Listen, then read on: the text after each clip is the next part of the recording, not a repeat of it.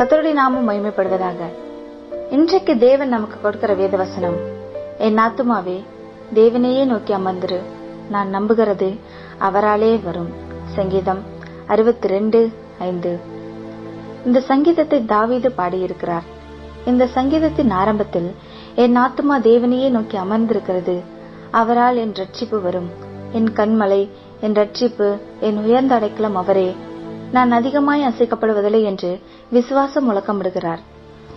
அதன்பின் வசனம் 3-4 தனக்கு விரோதமாய் தீங்கு செய்ய நினைக்கும் மனிதர்கள் தாவீதை அவனுடைய மேன்மையிலிருந்து உயர்விலிருந்து தள்ளும்படி ஆலோசிக்கிற, பொய்களில் பிரியப்படுகிற, இருதயத்தில் சபித்து வாயினால் நன்றாக பேசுகிற மனிதர்களை நினைத்து நம்பிக்கையில் சற்று தடுமாற்றம் உண்டாகிறதையும் பார்க்கிறோம். அதனால் தன் ஆத்துமாவை நோக்கி, ஆத்துமாவே தேவனையே நோக்கி அமர்த்துகிற, நீ நம்புகிறது அவராலே மட்டும்தான் வரும். தீங்கு செய்ய நினைப்பவர்களோ சத்துருக்களோ ஒருவரும் அவரால் வருகிற நன்மையை தடுக்க முடியாது என்று அறிக்கையிட்டு ஆத்துமாவை தேவனை நோக்கி பார்க்க உற்சாகப்படுத்துகிறார். வசனம் 7 கூட, என் ரட்சிப்பு, அதாவது சத்துருக்களிடமிருந்து விடுதலை, மீட்பு, அதே போல என் மகிமையும், அப்படியென்றால் என் கனம், உயர்வு தேவனிடத்தில் இருக்கிறது. அதனால் சத்துருக்கள், பகைஞர் யாரும் என் உயர்வை பறிக்கவோ என்னை தள்ளவோ முடியாது என்று ஆழமான விசுவாசம் தாவீதிடம் இருந்தது.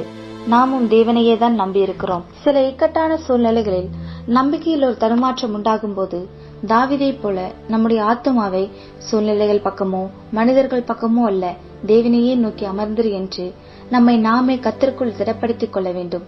நாம் நம்புகிற காரியங்கள் தேவனால் வரும். அது உயர்வாயிருந்தாலும் விடுதலையாயிருந்தாலும் தேவனால் உண்டாகும். மனிதர்கள் நம்மை உயர்த்தவும் முடியாது, நம்மை உயர்விலிருந்து தள்ளவும் முடியாது.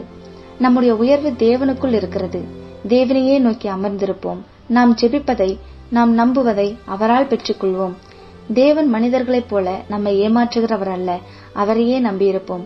அவரை நம்பியிருப்பவர்கள் ஒரு நாளும் வெட்கப்பட்டு போவதில்லை. அவரை நம்பியிருக்கிற நீங்களும் வெட்கப்பட்டு போவதில்லை. ஆமேன். நாம் ஜெபம் செய்வோம். அன்புள்ள ஏசப்பா, உம்மேல் வைத்திருக்கிற நம்பிக்கை என்ன வந்தாலும் என்ன நடந்தாலும் நான் விடாமல் உம்மை நோக்கியே என் ஆத்துமா அமர்ந்து நான் நம்பியிருக்கிற நன்மை, விடுதலை, மீட்பு, உயர்வை பெற்றுக் கொள்வேன். நம்பிக்கையில் தடுமாற்றம் வராதபடி பார்த்துக் கொள்வீராக.